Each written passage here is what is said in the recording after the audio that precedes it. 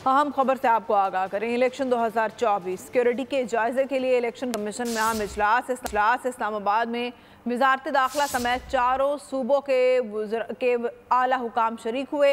वफाकी और चारों सूबों के पुलिस के आला हुकाम भी इजलास में शरीक हैं। फहद चौधरी से इस बारे में जानते हैं। फहद, इस इजलास के बारे में आगाह कीजिएगा।